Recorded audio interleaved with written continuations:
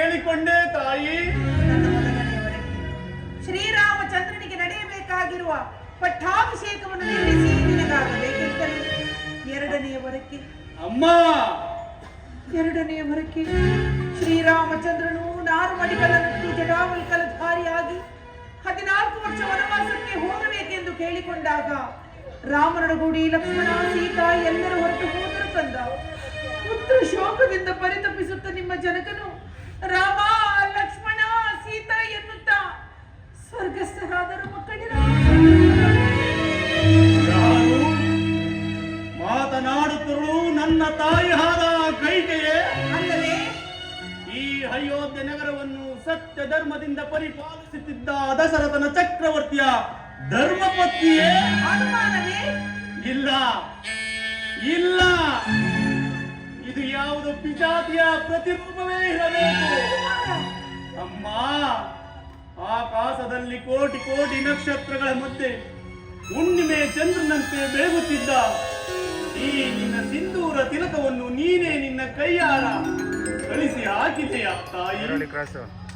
ಸದಾ ನಿನ್ನ ಮುತ್ತೈದೆಯ ಮುಂಗೈಯಲ್ಲಿ ನಾದಗಳ ಶಬ್ದವನ್ನು ಹಾಡುತ್ತಿದ್ದ ಈ ನಿನ್ನ ಕೈಬಳಗಳು ನೀನೇ ನಿನ್ನ ಕೈಯಾರ ಕಚ್ಚಿ ಹಾಕಿದೆಯ ತಾಯಿ.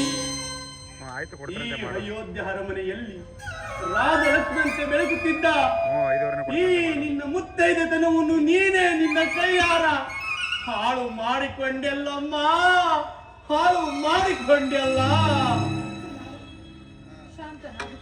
ಶಾಂತನಾಗು, ದುಡುಕಬೇಡ. ಆದದ್ದು ಆಗಿ ಹೋಯಿತು.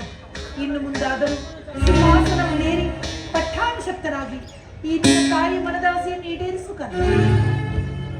ಕುಲಘಾತಕಿ, ನಾನು ನಿನ್ನ ಉದರದಲ್ಲಿ ಜನಿಸುವಕ್ಕಿಂತಲೂ ನೀನು ಬಂಜೆ ಹಾಗೆ ಉಳಿದಿದ್ದರೆ ಇಂದು ಈ ಜಗತ್ತು ಅಣ್ಣ ಶ್ರೀರಾಮಚಂದ್ರನ ಪಟ್ಟಾಭಿಷೇಕದಿಂದ ಕಲ್ಯಾಣಮಯವಾಗಿದೆ.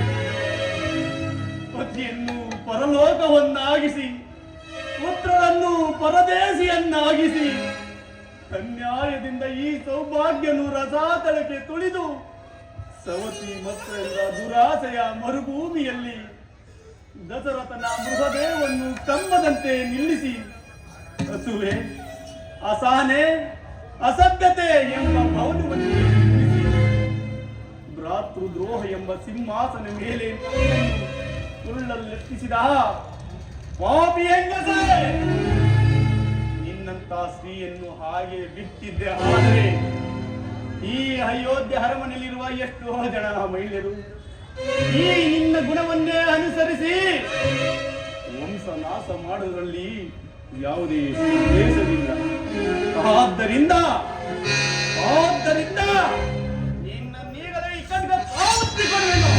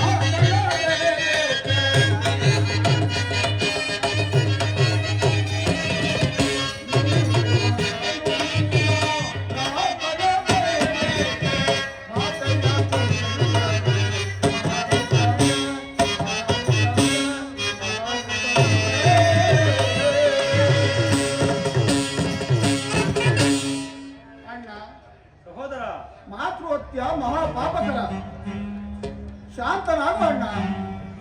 ನಿಜ ಸಹೋದರ, ನಿಜ.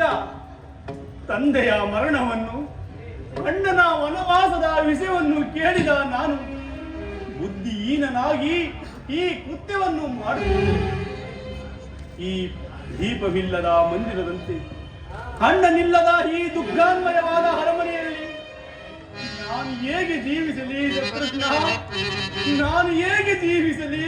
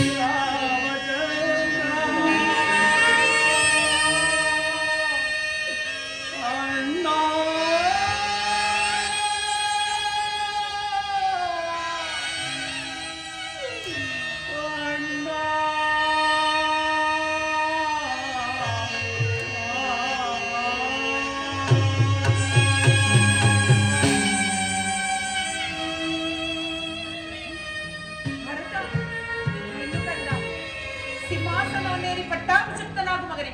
ನನ್ನ ಮನದಾಸೆಯನ್ನು ಈಡೇರಿಸು ಕಂದ. ಭರತ ಕುಮಾರ, ಮಗನೇ ಎಂದು ಕರೆಯಲು ನಿನಗೆ ನಾಚಿಕೆ ಆಗುತ್ತದೆ. ನೀನು ಪತಿದ್ರೋಹಿ, ಪುತ್ರದ್ರೋಹಿ ಹಾಗೂ ಬಂಧು ದ್ರೋಹಿ. ಹೀಗಿರುವಾಗ ನಿನ್ನ ಮುಖವನ್ನು ನೋಡಬಹುದೇ ಅಥವಾ ನಿನ್ನ ಸಂಗಡ ಮಾತನಾಡುವುದೇ? ಕೇಳು ಕೇಳು, ಗಮನವಿಟ್ಟು ಕೇಳು. ಇಂದಿನಿಂದ ನೀನು ನನಗೆ ತಾಯಿನೂ ಅಲ್ಲ, ನಾನು ನಿನ್ನ ಮಗನೂ ಅಲ್ಲ, ಸಹೋದರ.